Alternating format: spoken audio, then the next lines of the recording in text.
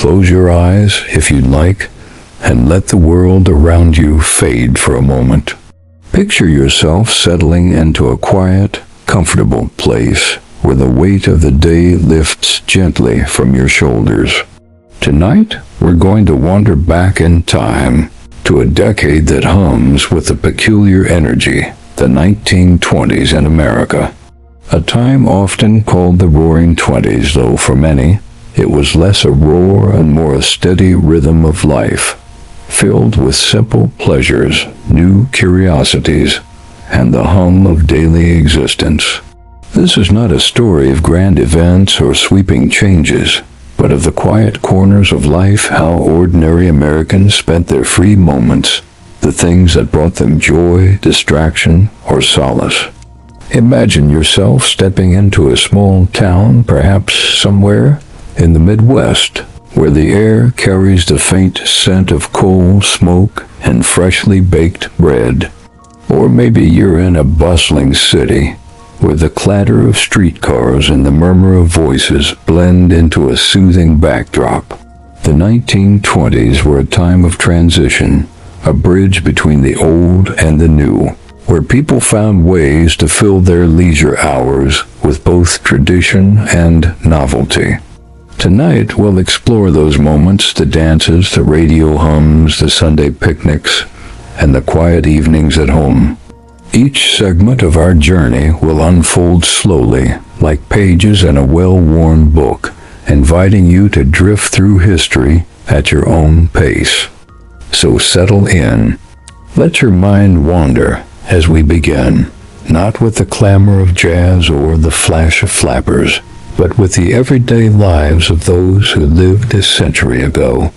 Let's start by stepping into their world, into the rhythm of their daily lives, and see how their free time began to take shape. Imagine yourself waking up in a small clapboard house, the kind you might find in a quiet neighborhood in 1920s America. The morning air is cool, slipping through a slightly open window, carrying the faint scent of dew on grass and the distant whistle of a train. It's a Saturday, and for most Americans, the work week has paused, leaving a precious stretch of hours to call their own. But to understand how they spent their free time, we first need to feel the pulse of their daily lives, the routines that shaped their world and made those moments of leisure so cherished. In the 1920s, life moved at a slower pace than today, though it felt modern to those who lived it. For many, the day began early, even on a weekend. If you were a farmer in rural Iowa or Nebraska, you might rise with the sun, the crow of a rooster pulling you from sleep. Your mornings were filled with chores, feeding livestock, tending to crops, or hauling water from a well. The work was constant, but it had a rhythm, a predictable cadence that left room for rest in the late afternoon or evening. In cities like Chicago or New York, the day might start with the clatter of a milk cart or the hum of early streetcars. Factory workers, shop clerks, or office typists often worked 6 days a week, but shorter hours were becoming more common thanks to labor reforms. By 1920, the 8-hour workday was gaining ground, giving people more time to themselves than their parents had known. Picture yourself in a modest home, perhaps a brick row house in Philadelphia or a wooden bungalow in California. The kitchen smells of coffee brewing on a cast iron stove, and the faint crackle of bacon might mingle with the sound of a neighbor's dog barking. Breakfast was simple for most: oatmeal, toast, or eggs, maybe with a slice of pie for those who could afford it. If you were a child, you might linger at the table, listening to your parents talk about the day's plans, a trip to the market, a church social, or an evening at the picture show. Children had their own rhythms too. School was out on weekends, and their free time was often unstructured, spent roaming fields or city streets with friends, playing games like stickball or marbles. Work shaped leisure in profound ways. For the working class, free time was a hard-won luxury. Factory workers in Detroit or Pittsburgh might finish a shift at the automobile plant, their hands stained with grease, their bodies aching from repetitive tasks. Their evenings were often spent at home, recovering from the day's labor. Middle-class families, like those of bank clerks or teachers, had a bit more disposable income and time. They might plan outings or invest in newfangled gadgets like a radio, which was just beginning to change how Americans spent their evenings. Wealthier families, those with automobiles or summer homes, had even more options, but their leisure too was shaped by the era's constraints and customs. The 1920s were a time of contrasts. While some embraced the new jazz, movies, and dance halls, others clung to tradition. In small towns, free time often revolved around community and family. Saturday might mean a trip to the general store, where neighbors exchanged gossip over barrels of flour and sacks of sugar. Sundays were for church, a cornerstone of life for many, where sermons and hymns filled the morning, followed by potluck lunches or visits with kin. In cities, the pace was faster, but even there, leisure was often simple. A walk in the park, a game of cards with friends, or an hour spent reading the newspaper could fill an evening. Yet, life wasn't without its struggles. The decade followed the devastation of World War I, and many families carried the weight of loss or economic hardship. Prohibition, enacted in 1920, changed social habits, pushing some drinking underground while others turned to soda fountains or church socials for refreshment. The influenza pandemic of 1918 to 1919 lingered in memory, making public gatherings both cherished and cautious. These realities shaped how people approached their free time, often seeking comfort in the familiar or distraction in the new. As you imagine yourself walking through a 1920s town, notice the details: the creak of a porch swing, the laughter of children chasing a hoop down a dirt road, the faint hum of a phonograph playing from an open window. These were the sounds and textures of daily life, the backdrop against which free time unfolded. For most Americans, leisure was not a grand escape, but a series of small moments they carved out between work, family, and community. As we move forward, let's focus on one person whose life might help us understand these moments more deeply. Let's meet someone ordinary yet remarkable in their own way, whose free time reflected the spirit of the era. Now, let's step into the life of someone who lived in this world of the 1920s, someone whose days and free moments can help us feel the texture of the time. Imagine yourself walking along a quiet street in a small town in Ohio, where the leaves rustle softly in the breeze and the faint scent of wood smoke lingers in the air. Here we meet Clara, a schoolteacher in her late 20s, whose life offers a window into how ordinary Americans filled their leisure hours. Clara's days began early, as you might imagine, in a modest rented room above a general store. The wooden floorboards creaked under her steps as she rose to light a small oil lamp, its soft glow casting shadows across a simple desk cluttered with lesson plans and a few well-loved books. Teaching was her calling, a respectable profession for a single woman in the 1920s, but it was demanding. She spent her weekdays guiding a room full of children through arithmetic, reading, and history, her voice steady and patient as she corrected their slates or led them in a recitation of Longfellow's poems. By Saturday, when the schoolhouse bell fell silent, Clara's free time became her own, a precious space to fill with small joys and quiet routines. Picture Clara on a Saturday morning, sitting on her narrow porch with a cup of tea, the steam curling into the cool air. She might open a copy of the Saturday Evening Post, its pages filled with stories of adventure and romance that offered a gentle escape from her structured life.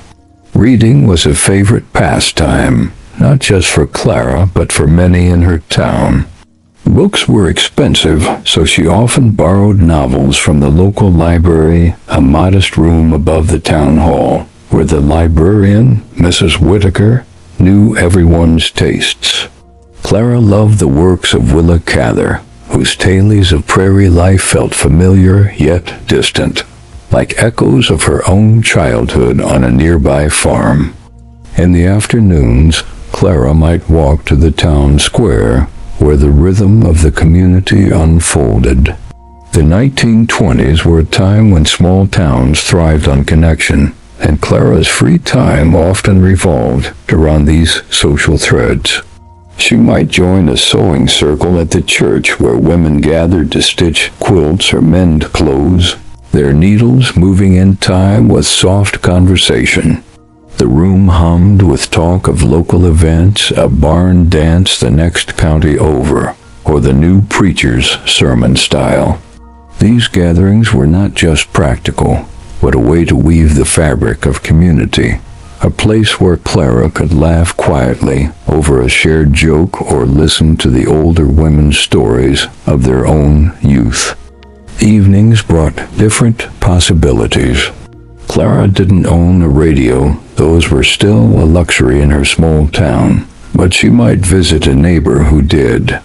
Imagine her sitting in a parlor, the faint crackle of the radio filling the room as it played a broadcast from Cincinnati, perhaps a lecture or a music program featuring a crooner's smooth voice. The radio was a marvel, bringing the outside world into homes in a way that felt almost magical. Clara listened, her hands folded in her lap, letting the music or the speaker's words wash over her, a quiet bridge between her small town and the wider world. Sometimes Clara's free time took her beyond the town's borders. She saved her modest earnings for occasional trips to a nearby city, where the 1920s came alive in new ways. On one such trip, she might visit a motion picture theater, its marquee glowing with the promise of a Charlie Chaplin film. The theater was a hushed, dimly lit space, the air thick with the scent of popcorn and anticipation. Clara would sit among strangers, her eyes fixed on the flickering screen, losing herself in the silent comedy of the kid or the gold rush. These moments were a treat, a chance to step outside her routine and into a world of imagination, though always with the comfort of returning to her familiar life. Clara's leisure was shaped by her circumstances.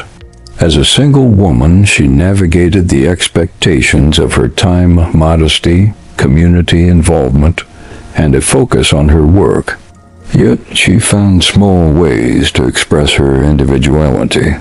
She might spend an hour practicing a new dance step like the foxtrot in the privacy of her room, her movements careful but joyful, inspired by a magazine article about the latest dance crazes.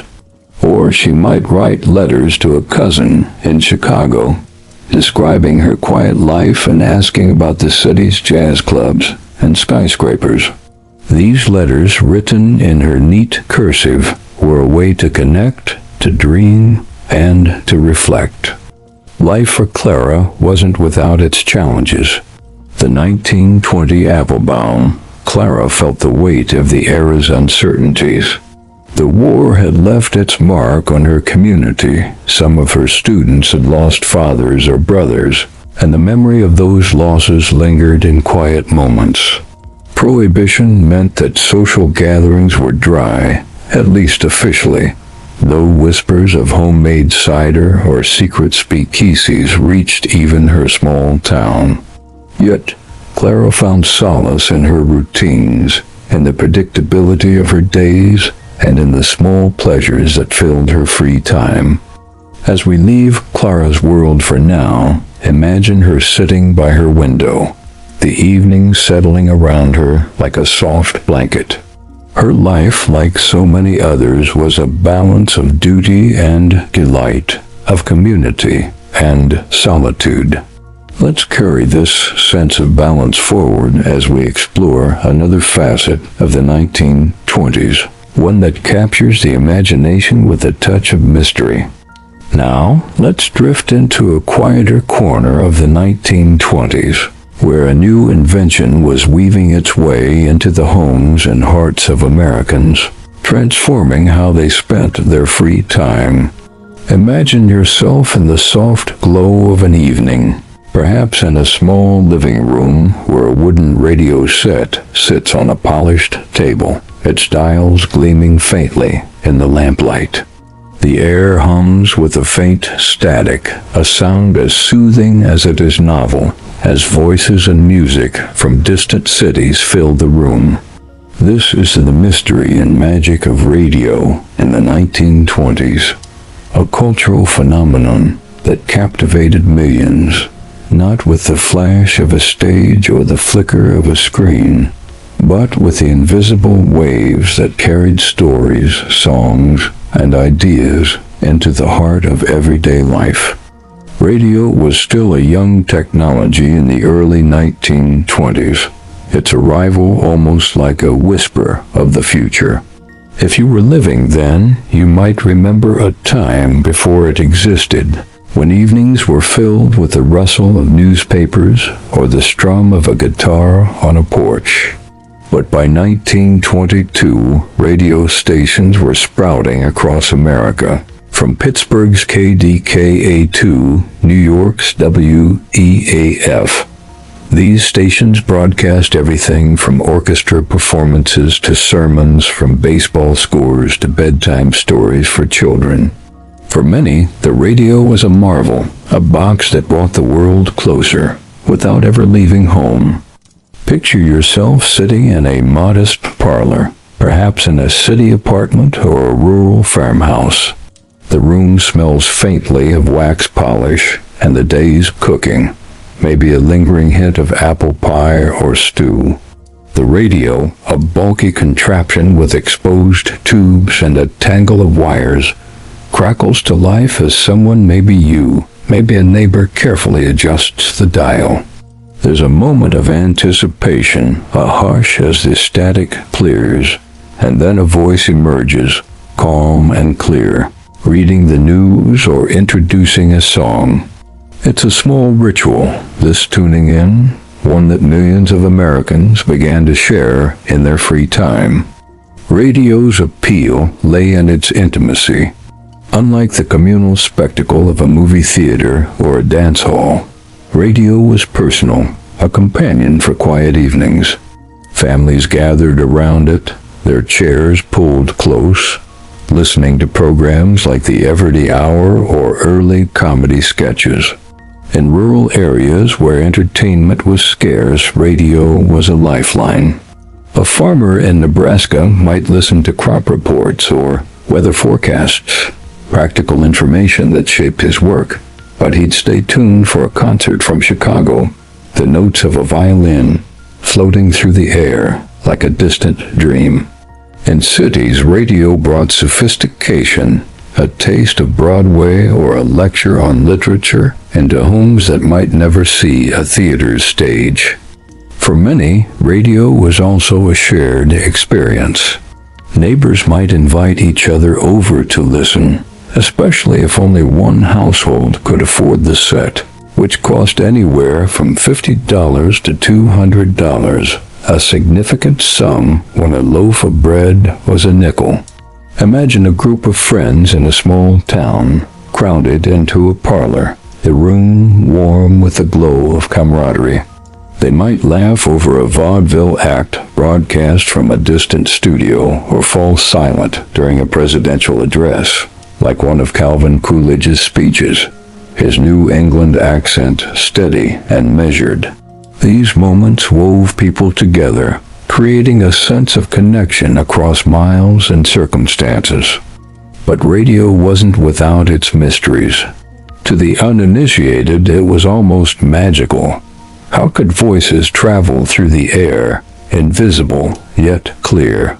Some Americans, especially in rural areas, approached it with skepticism, even suspicion, as if it were a trick or a fleeting fad. Others embraced it eagerly, tinkering with homemade crystal sets, their headphones pressed close as they caught faint signals from stations hundreds of miles away. The act of tuning in became a pastime in itself, a quiet adventure for hobbyists who spent hours chasing signals, their fingers delicately turning knobs to capture a fleeting melody or a broadcaster's voice. Radio also began to shape culture in subtle ways. It introduced Americans to new music jazz, with its syncopated rhythms or the smooth crooning of singers like Rudy Vallee. It brought advertising into homes, with jingles and slogans that lingered in listeners' minds. For women like Clara, our school teacher from the last segment, radio offered a window to a wider world, a chance to hear about fashion trends or political debates without leaving her small town. For children, bedtime stories broadcast over the air became a new ritual, their imaginations sparked by tales of adventure or folklore. Yet not everyone had equal access. In poorer communities, especially in the rural South or among marginalized groups, radios remained a luxury. For these Americans, free time was still filled with older traditions, storytelling, church choirs, or homemade music on porches.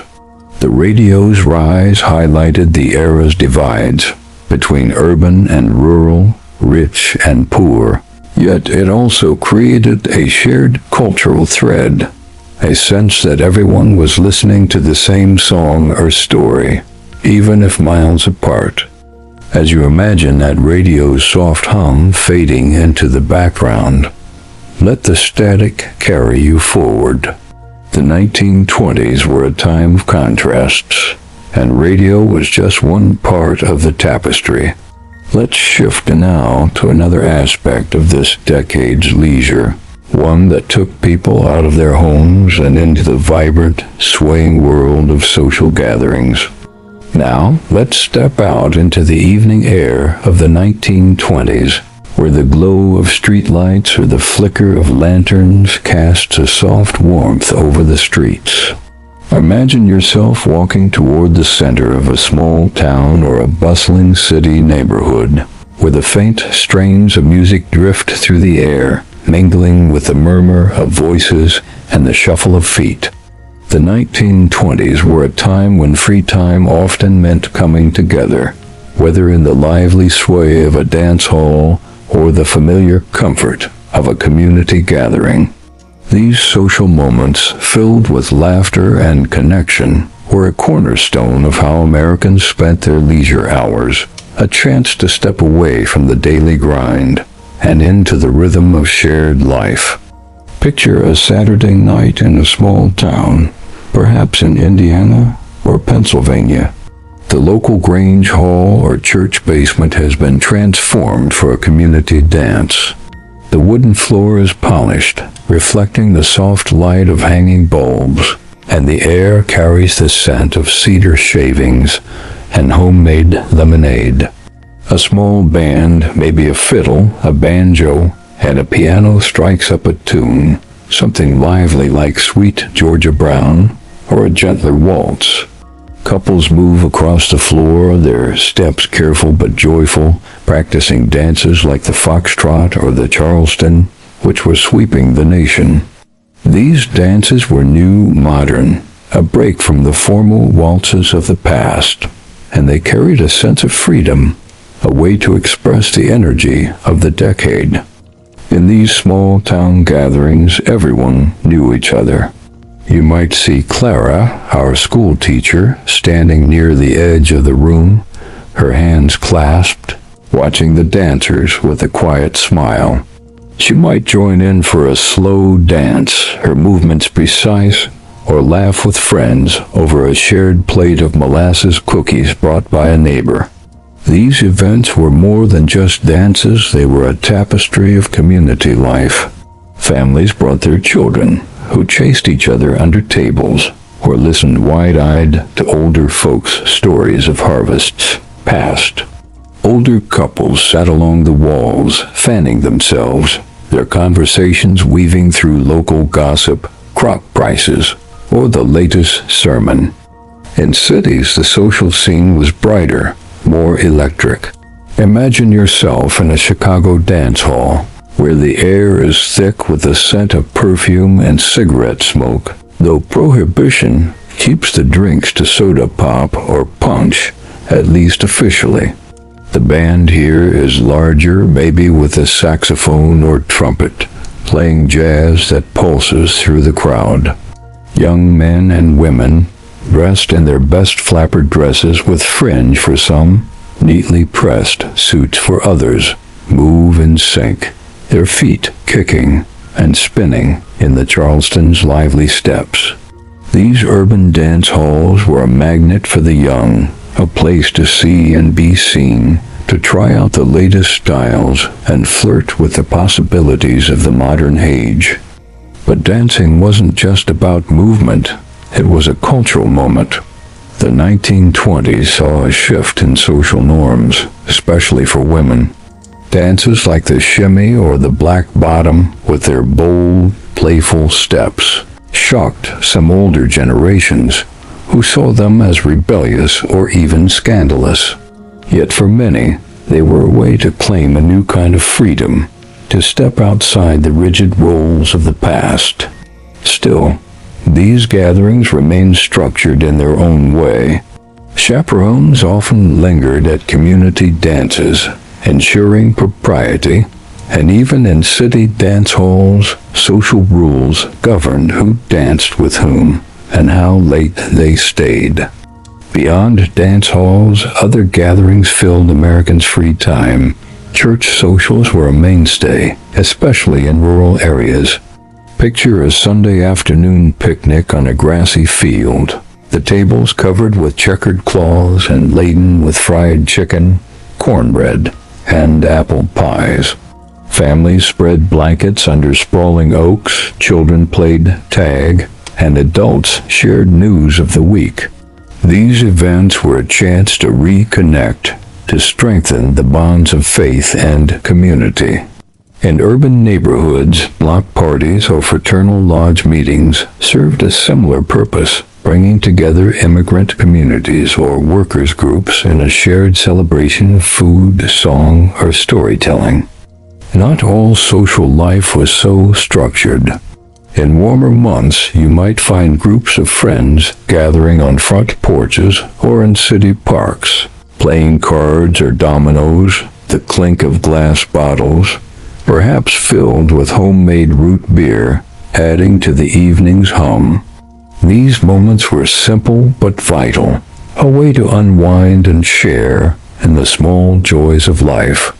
For some, though, social life carried an edge of defiance. Prohibition had outlawed alcohol, but in secret speakeasies or hidden corners of rural barns, some Americans gathered to sip moonshine or bathtub gin, their laughter hushed but spirited. These moments, though risky, were part of the era's social fabric, a quiet rebellion against the law's constraints. Yet even in these lively gatherings, life's hardships were never far away. The 1920s were a time of economic growth for some, but not all. Many working-class families or rural farmers had little time or money for grand social outings. Their gatherings were modest, a shared meal, a hymn sung together, or a quiet evening with neighbors. The shadow of the Great War lingered, too, in the faces of veterans who joined these events, their stories of loss or survival woven into the community's memory. As you imagine the music fading and the crowd dispersing into the night, the air cool and quiet once more, let's carry this sense of connection forward. The social life of the 1920s was a bridge between the individual and the collective, a way to find joy in togetherness. Now, let's turn our attention to those at the other end of the social spectrum, the elite, and how their free time differed, yet echoed the lives of ordinary Americans. As the evening deepens, let's shift our gaze to a different corner of the 1920s, where the air carries a different scent, perhaps the faint aroma of polished mahogany, expensive perfume, or the crisp bite of champagne served discreetly in defiance of prohibition. Imagine yourself stepping into a grand mansion, its windows glowing with the light of chandeliers, or perhaps a sleek yacht gliding along a moonlit coast. This is the world of the 1920s elite, a small but glittering segment of American society whose free time was marked by luxury, privilege, and a flair for the modern. Yet, even in their opulence, their leisure echoed the same human desires for connection, distraction, and meaning that shaped the lives of ordinary Americans like Clara. The wealthy of the 1920s, industrialists, bankers, or heirs to old fortunes, lived in a world apart, yet one that was deeply tied to the era's cultural shifts. Picture a summer evening on Long Island, in a mansion like those later immortalized by F. Scott Fitzgerald. The lawn stretches wide, manicured to perfection, and the air hums with the clink of glasses and the soft laughter of guests dressed in tailored suits and silk gowns. These were the settings for the elite's leisure, where free time was not just a pause from work, but a stage for displaying status and embracing the decade's modernity. For the wealthy, free time often meant elaborate social events. Dinner parties were a staple, held in dining rooms adorned with crystal and silver, where servants moved silently to serve multi-course meals, oyster cocktails, roasted pheasant, or delicate pastries. Conversation might turn to the stock market, the latest Broadway show, or the scandalous behavior of a rival's heir. These gatherings were carefully orchestrated, with hostesses like a New York socialite planning every detail to ensure their event was the talk of the season. Music often followed dinner, perhaps a live quartet playing classical pieces, or for the more daring, a jazz ensemble that hinted at the era's rebellious streak. The elite also embraced the automobile, a symbol of their wealth and freedom. Imagine yourself in a gleaming Rolls-Royce or Packard, cruising along a coastal road to a country estate. Car ownership was still a luxury only. About 1 in 5 Americans owned a vehicle in the mid-1920s. But for the rich, it was a way to escape the city for weekend retreats. Places like Newport, Rhode Island, or the Hamptons became playgrounds for the wealthy, where they spent their free time hosting garden parties or playing leisurely games of tennis on private courts. The car itself became a pastime, with scenic drives or even amateur races, though always with an air of refinement. Travel was another hallmark of elite leisure. While ordinary Americans like Clara might save for a rare train trip, the wealthy crossed oceans. Steamships like the RMS Mauritania carried them to Europe, where they toured Paris salons, London theaters, or Italian villas. Back home, they might winter in Palm Beach, Florida, where sprawling resorts offered golf, yachting, or simply the chance to bask in the sun while sipping iced drinks. These trips were not just vacations, but social statements, a way to signal their place in a world of privilege. Yet the elite were not immune to the era's cultural currents. They too were drawn to the new entertainments of the 1920s. Many flocked to Broadway, where they sat in plush theater seats to watch shows like Showboat or the latest Ziegfeld Follies, their applause mingling with the rustle of silk and the sparkle of jewelry. Some embraced jazz, hosting private performances by musicians who played in Harlem's clubs, though often in a sanitized, respectable form. Others collected art, filling their homes with modern pieces that reflected the decade's bold aesthetic. Despite their wealth, the elite faced their own pressures. Social expectations were rigid. Marriages, alliances, and reputations hung in the balance at every event. The stock market's boom brought wealth, but also anxiety, as fortunes could rise or fall with a single rumor. Prohibition added a layer of intrigue. While many wealthy Americans ignored the law, hosting lavish parties with smuggled liquor, they did so with a careful eye on discretion, lest a raid tarnish their name. The war's shadow touched them too. Some had lost sons or brothers, and their leisure often carried a quiet undercurrent of seeking distraction from those memories. In contrast to Clara's modest evenings of reading or community dances, the elite's free time was expansive, yet it served similar purposes. They sought connection, whether through a shared toast at a gala or a quiet moment on a yacht with close friends. They sought escape, whether in the whirl of a party or the solitude of a private estate. And they sought meaning, using their wealth to shape the cultural landscape, from patronizing artists to funding new theaters. As you imagine the lights of a mansion fading into the distance, the sound of laughter softening, let's carry this sense of contrast forward. The elite lived in a world of excess, yet their leisure was bound by the same human impulses as those of ordinary Americans. Now, let's turn to a different kind of leisure, one that captivated millions across all classes, the silver screen and the rise of the movies. Let's step now into the soft darkness of a 1920s movie theater, where the air carries the faint scent of popcorn and the hum of anticipation.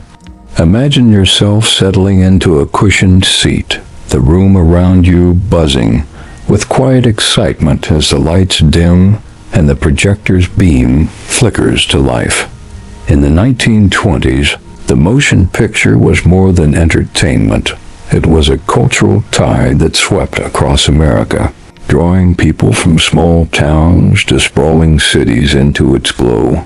For countless Americans, from factory workers to socialites, the movies were a cherished way to spend their free time, a portal to laughter, romance, and adventure that could lull the mind into a gentle escape. Picture a small town like the one where Clara, our school teacher, lives. The local theater is a modest brick building, its marquee adorned with hand-painted letters announcing the 4 horsemen of the apocalypse or the kid. The ticket booth, manned by a teenager in a bow tie, charges a dime or a quarter, affordable enough for most families to attend at least occasionally. Inside, the theater is a mix of worn velvet seats and polished wood, the air warm with the press of neighbors and strangers. The screen, framed by heavy curtains, glows with the silent images of the era's films, accompanied by a pianist or organist whose music swells and dips to match the story's rhythm.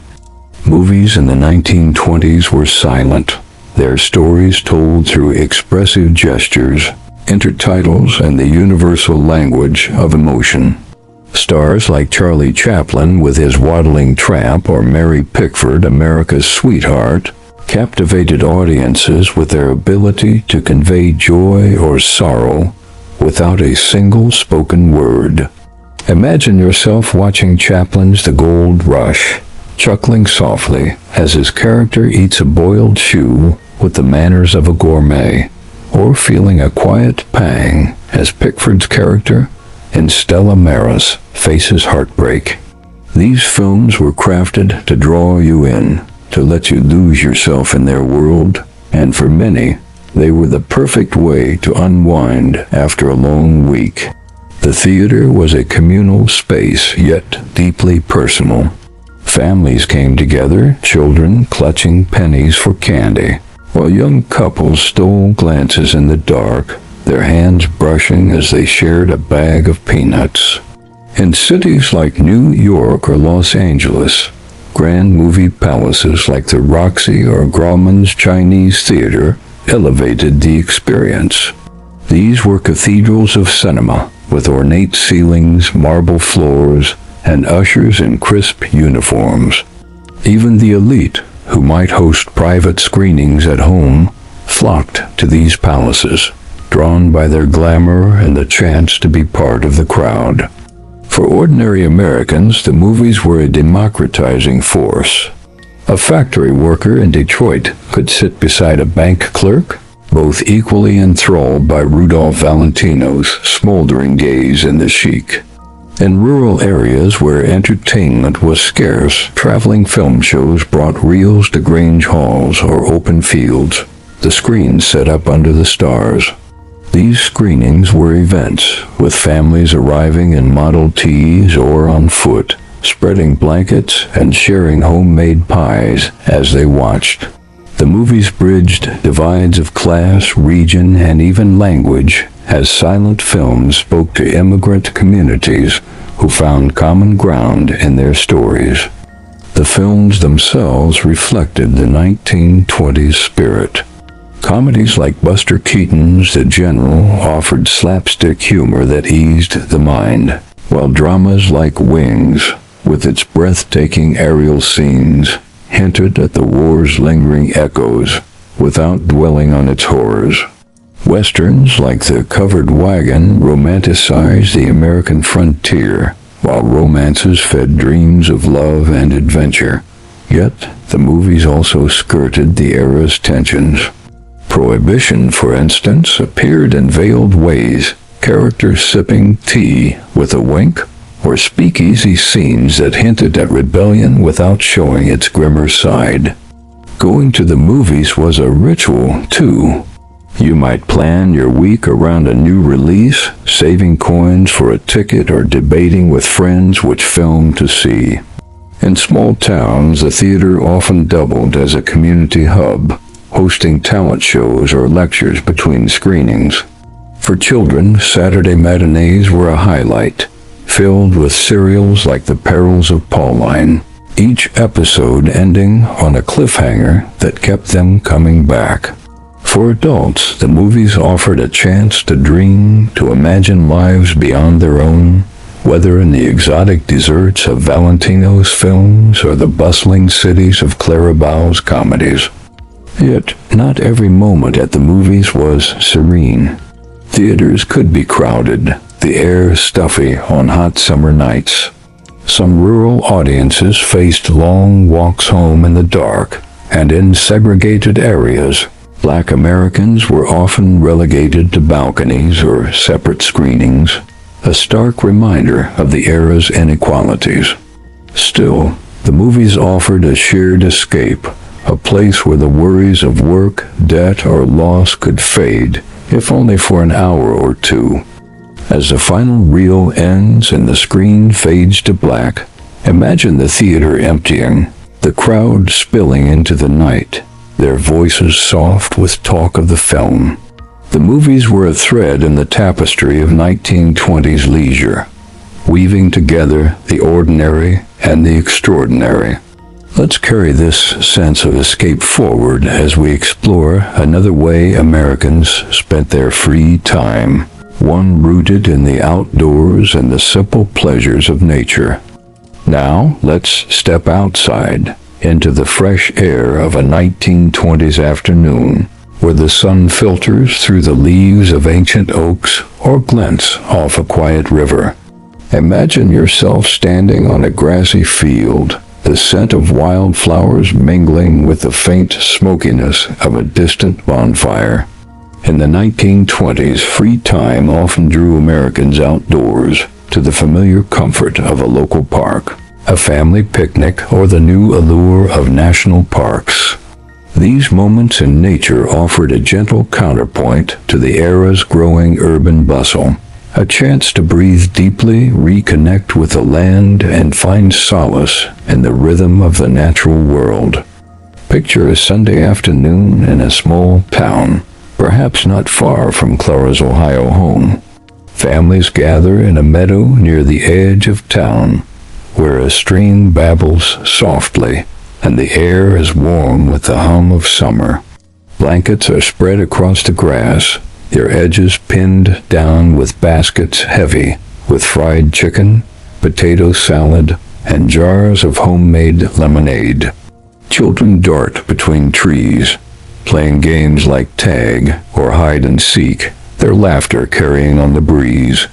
Adults sit in folding chairs or lean against tree trunks, fanning themselves with paper fans as they swap stories or discuss the week's events. These picnics were a cherished tradition, a way to mark the end of the work week with family and neighbors, the simplicity of shared food and open skies, creating a quiet sense of togetherness. In rural areas, outdoor leisure was woven into the fabric of life. Farmers and their families, whose days were spent tending fields or livestock, found free time in the small moments of pause a walk along a fence row to check on crops, or an evening fishing by a pond, the water still and reflective under the fading light. For children, the outdoors was a playground without boundaries. They might spend hours exploring woods, building forts from fallen branches, or chasing fireflies as dusk settled in. These activities required no money, only time, and they offered a freedom that city life couldn't match. In cities, parks were the heart of outdoor leisure.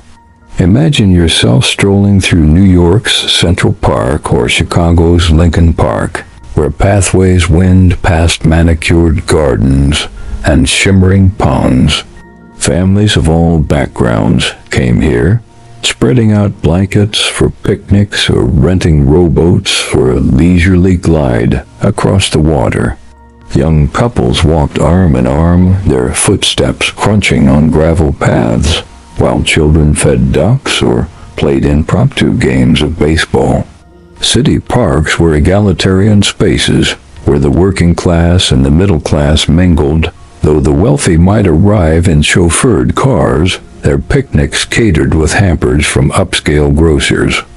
The 1920s also saw the rise of a new kind of outdoor leisure, the national park. The National Park Service, established in 1916, was still young, but places like Yellowstone, Yosemite, and the Grand Canyon were becoming destinations for those with the means to travel. Imagine a family piling into a Model T, their luggage strapped to the running boards, embarking on a journey to see Yosemite's towering sequoias or the Grand Canyon's vast, silent expanse.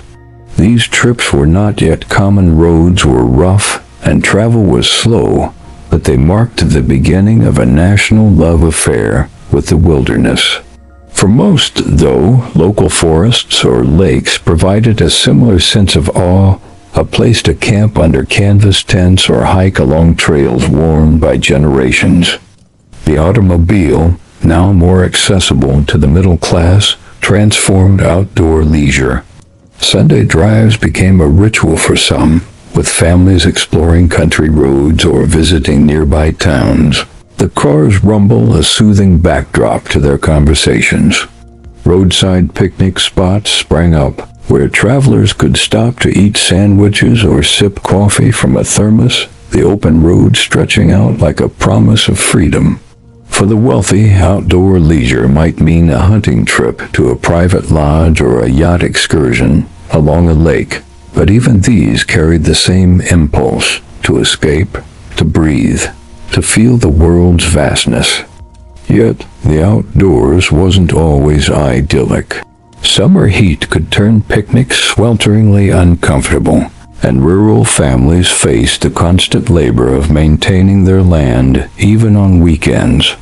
In urban areas, parks could be crowded, and access wasn't always equal. Some communities, particularly Black or immigrant neighborhoods, were limited to less maintained spaces or faced exclusion. The war's memory lingered here too, as veterans sometimes sought the solitude of nature to quiet their minds, their fishing trips or hikes away to find peace without words. Still, the outdoors offered a universal respite. Whether it was a child skipping stones across a creek, a family singing hymns around a campfire, or a couple watching the sunset from a city park bench, these moments grounded Americans in something timeless. The 1920s were a decade of change, but nature remained a constant, a place where free time could unfold slowly, like the turning of seasons. As you imagine the sun dipping below the horizon, the air cooling and the stars beginning to emerge, let's carry this sense of calm forward.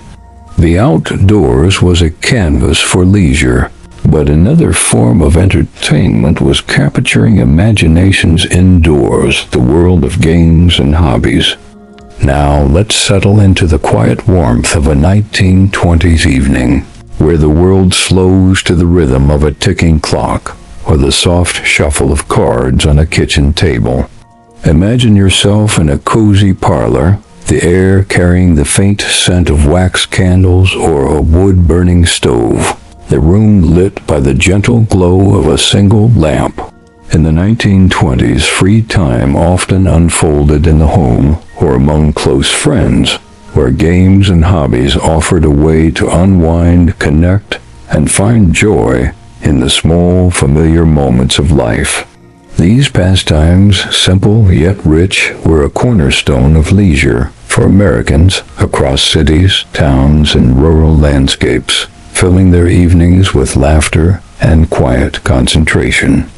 Picture yourself in a small town home, perhaps like Clara's, where the day's work has given way to a rare stretch of free time.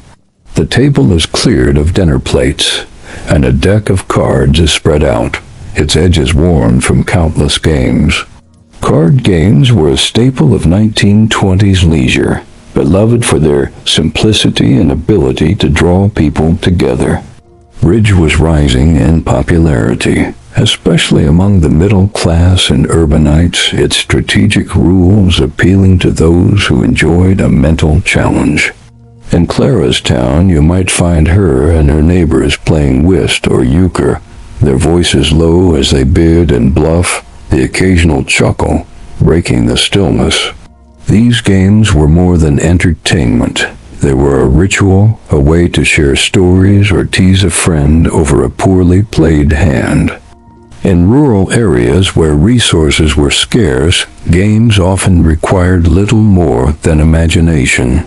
Families might gather for checkers, the board scratched into a piece of wood, or dominoes, their clatter against a tabletop a familiar sound. Children, especially, thrived on homemade games, stringing buttons for a makeshift toy, or crafting slingshots from forked branches. Outdoors, they played marbles, their glass orbs glinting in the dirt, or hoop and stick, chasing a rolling hoop down a dusty path. These games cost nothing but time, and they filled long afternoons with a sense of play that felt boundless. In cities, hobbies took on a modern flair. The 1920s saw a surge in interest in puzzles and brain teasers, spurred by the decade's fascination with progress and ingenuity. Crossword puzzles, newly popularized by newspapers like the New York Times, became a quiet obsession for many. Imagine a young office worker, perhaps in Boston or Philadelphia, sitting by a window with a pencil in hand, puzzling over clues in the evening paper, The city's hum a distant backdrop. Jigsaw puzzles, too, were gaining traction, their pieces spread across dining tables as families worked together to complete a picture of a landscape or a famous painting. For those with a creative bent, hobbies like needlework or woodworking offered a way to craft something tangible. Women like Clara might spend an evening embroidering a tablecloth, their needles moving in steady rhythm, or knitting scarves for the coming winter. Men might tinker in a shed, carving a birdhouse or repairing a chair, the scent of sawdust filling the air. These activities were practical, but also meditative, a way to focus the mind and create something lasting in a world that felt increasingly fast-paced. The radio, which we explored earlier, also inspired a new hobby, amateur radio operation. Young men and some women spent hours building crystal sets or tuning in to distant signals, their headphones crackling with voices from across the country. This was a solitary pursuit, yet it connected them to a wider world, a quiet thrill in capturing a broadcast from Chicago or New Orleans. For others, collecting became a passion: stamps, coins, or even phonograph records, each item a small treasure that told a story of its own. Children's hobbies reflected the era's simplicity. Boys might spend hours with model trains or tin soldiers, arranging them in elaborate battles on the floor. Girls often played with paper dolls, cutting out figures from magazines to act out stories of their own making. These pastimes were shaped by the era's constraints. Few toys were mass-produced, and many families relied on hand-me-downs or homemade creations. Yet, this scarcity fostered creativity, turning a stick and a string into a fishing pole or a pile of scraps into a dollhouse. Even in these quiet moments, the 1920s challenges were present. Economic divides meant that wealthier families could afford board games like Monopoly's early cousins or expensive radio sets, while poorer households made do with simpler diversions. The war's memory lingered in the games children played, with toy soldiers and pretend battles echoing stories they'd heard from fathers or uncles. Prohibition, too, shaped leisure. Some card games moved to backrooms where homemade liquor was shared in secret, though most stayed within the bounds of respectability. As you imagine the cards being gathered up, the puzzle pieces set aside, and the parlor growing quiet, let's carry this sense of intimate leisure forward. Games and hobbies were a way to pause, to find joy in the small and the familiar. Now, let's explore another facet of 1920s free time, one that took Americans into the world of sports and physical activity, where energy and community met in new ways. Let's step now into the open air of a 1920s afternoon, where the crack of a bat or the cheer of a crowd carries across a dusty field or a city park.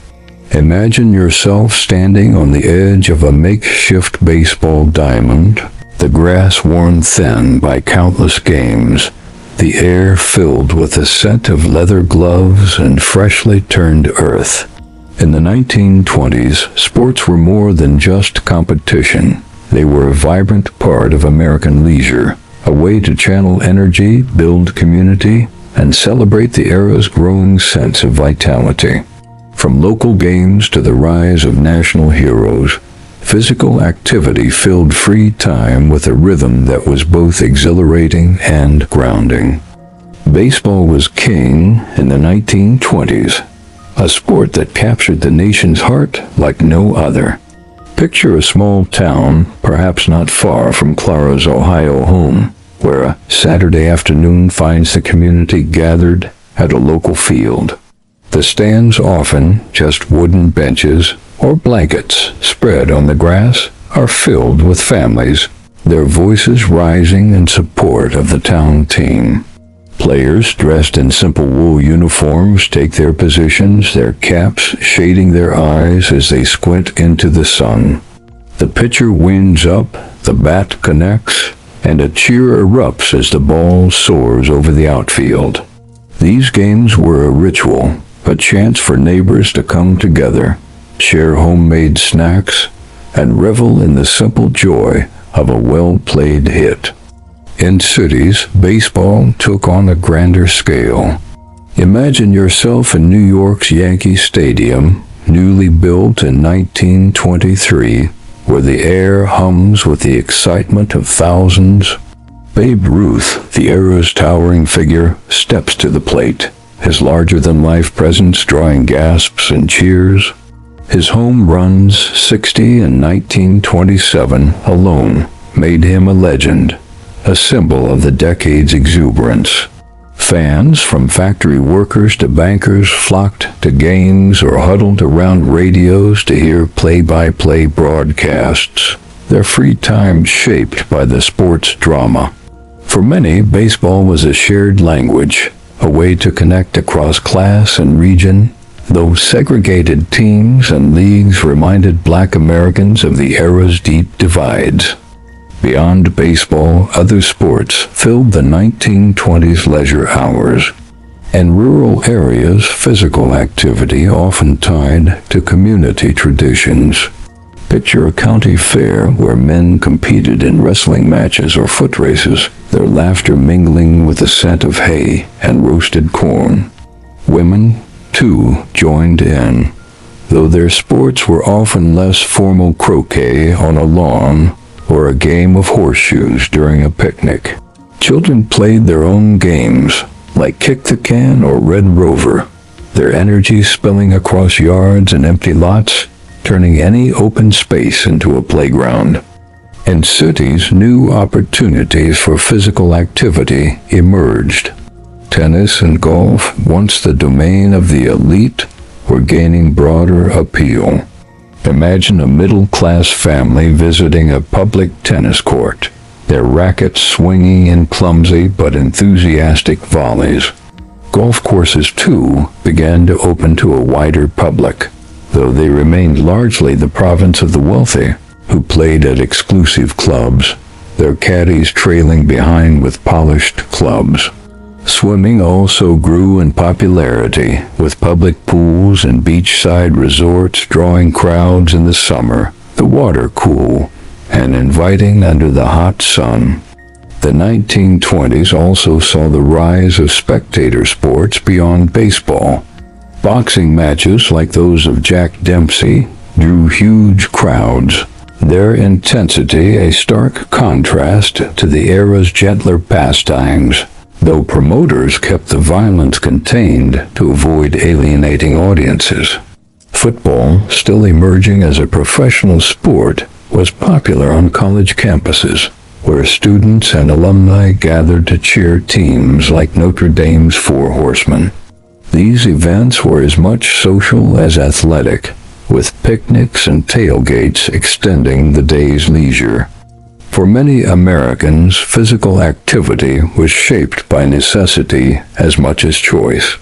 Rural families like farmers in the Midwest spent their days in labor that built strength hauling water, chopping wood, or herding cattle. Their sports were often practical, like barn raisings that doubled as community competitions. In urban slums, children played stickball in alleyways, dodging laundry lines and carts, their games a creative response to limited space. These activities, born of circumstance, were no less vital, filling free time with movement and camaraderie. Yet, the era's challenges touched sports too. Economic hardship meant some families couldn't afford equipment or tickets to professional games. Racial segregation excluded black athletes from many mainstream sports, though stars like Satchel Paige shone in the Negro Leagues, their games a source of pride for their communities. The war's memory lingered in the physicality of veterans, some of whom found solace in sports, their bodies moving to forget the battlefields they'd left behind. As you imagine the crowd dispersing from the field, the sun setting and the air cooling, let's carry this sense of energy forward. Sports were a way to connect, to move, to celebrate the body's strength in a changing world. Now, let's turn to one final aspect of 1920s leisure, a quieter pursuit that shaped how Americans spent their free time reading and the world of literature. Now, let's settle into the quiet stillness of a 1920s evening, where the world narrows to the soft rustle of pages and the faint glow of a reading lamp. Imagine yourself in a modest home, perhaps in a small town like Clara's or a city apartment, where the air carries the scent of ink and aged paper. In the 1920s, reading was a cherished pastime, a way for Americans to fill their free time with stories, ideas, and glimpses of worlds beyond their own.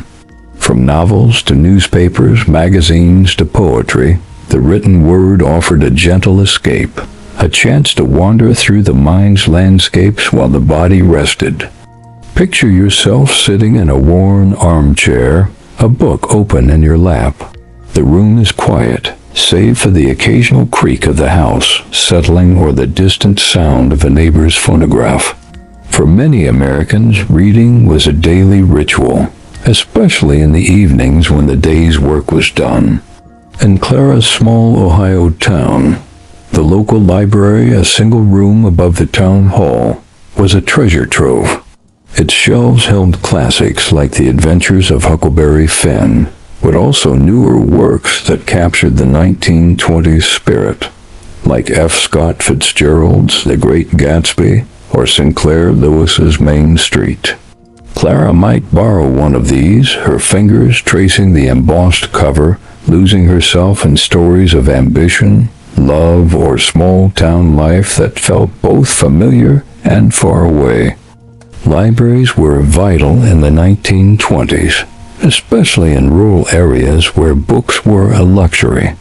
Many towns relied on traveling libraries or bookmobiles, which brought crates of novels and histories to remote communities.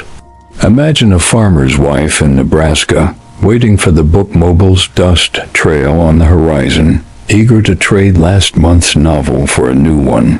For children, libraries offered adventure stories or fairy tales, read aloud by parents or older siblings in the glow of a kerosene lamp. These moments of reading were intimate, a way to connect with family or escape into imagination after a long day. Magazines were equally popular, their glossy pages a window to the wider world. Picture a family gathered around a copy of the Saturday Evening Post, its cover adorned with a Norman Rockwell illustration of everyday life. Inside, readers found short stories, serialized novels, or articles on everything from fashion to politics. Women flipped through Ladies' Home Journal for recipes and sewing patterns, while men might skim popular mechanics for tips on fixing a Model T or building a radio. For the young and urban, magazines like Vanity Fair or The New Yorker offered a taste of sophistication, their pages filled with wit and commentary on the decade's cultural shifts. Newspapers, too, were a daily staple.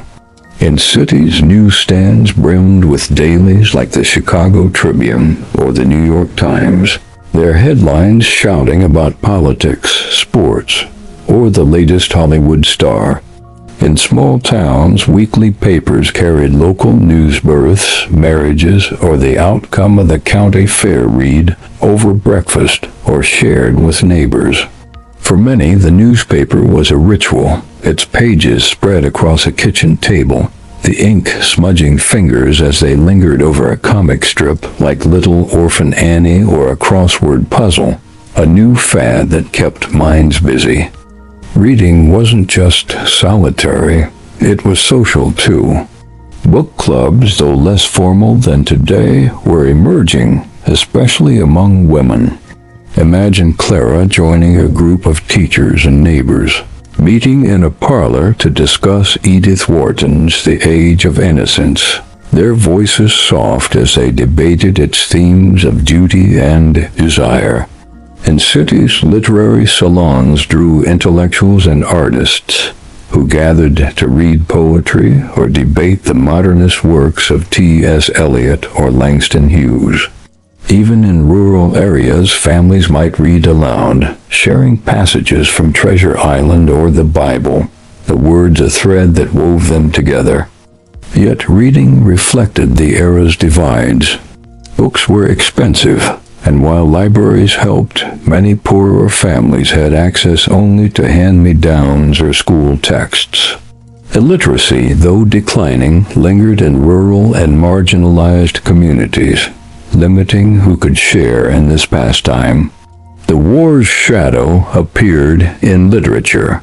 Two novels like Ernest Hemingway's A Farewell to Arms spoke to the disillusionment of veterans, though their stark realities were balanced by lighter fare that offered escape. Prohibition shaped reading habits indirectly, with detective stories and tales of speakeasies feeding a fascination with the era's underground rebellion. For all its simplicity, reading was a powerful act in the 1920s. It offered a way to dream, to learn, to connect with ideas that stretched beyond the confines of daily life. Whether it was a child lost in a fairy tale, a worker poring over a newspaper, or Clara savoring a novel by lamplight, the written word was a quiet companion, a way to fill free time with meaning. As you imagine the book closing, the lamp dimming, and the room growing still, let's carry this sense of quiet reflection forward. We've wandered through the many ways Americans spent their free time in the 1920s, and now it's time to draw our journey to a close. Now, as the night settles around you, let's pause to reflect on the journey we've taken through the Roaring Twenties, a decade that hums with the quiet rhythms of everyday life. Imagine yourself stepping back from the scenes we've explored, the small-town picnics, the flicker of a movie screen, the soft crackle of a radio, or the turning of a book's pages. The 1920s were a time of contrasts, a bridge between the old and the new, where Americans carved out moments of leisure amidst a steady pulse of work, community, and change. These moments, simple yet profound, were the threads that wove together the fabric of their lives, offering solace, connection, and a gentle escape from the weight of the world. Picture yourself once more in a quiet corner of that era, perhaps on a porch swing, the air cool and fragrant with the scent of blooming honeysuckle, or in a city apartment, the distant hum of streetcars fading into the background. The free time of the 1920s was not always grand or glamorous, though it could be for some. For most, it was found in the small, familiar things: a card game with friends, a walk through a park, a story read by lamplight. These were the moments that grounded people, that gave them a chance to breathe, to laugh, to dream, even as the world around them shifted with the weight of progress and memory. The 1920s were not without their struggles. The shadow of the Great War lingered, its losses etched into families and communities. Prohibition reshaped social habits, pushing some to secret gatherings while others found comfort in sober traditions. Economic divides meant that leisure was a luxury for some, a necessity for others. Yet the human impulse to find joy persisted, whether in a dance hall's sway or a child's game in a dusty lot. Through it all, Americans sought balance, weaving their free time into the rhythm of their days, much as you might now seek calm in the quiet of this moment. As you let these images fade, consider how different, yet how familiar, their lives were. The 1920s were a world without the hum of screens or the rush of instant connection. Yet the desires that shaped their leisure connection, creativity, rest are not so far from our own. Let the softness of that thought carry you now, as you imagine the world growing quieter, the stars brighter, the air cooler against your skin. The past is a distant shore, but its stories linger like a gentle lullaby, easing you toward rest. So as you lie there, let the weight of the day slip away. Picture the 1920s fading into the distance. Its sounds softening the clatter of a Model T, the laughter of a dance hall, the rustle of a newspaper. You're here now in the comfort of your own space, the world quiet and still. Let your breathing slow, your mind drift, and allow the gentle tide of history to carry you into sleep. Good night.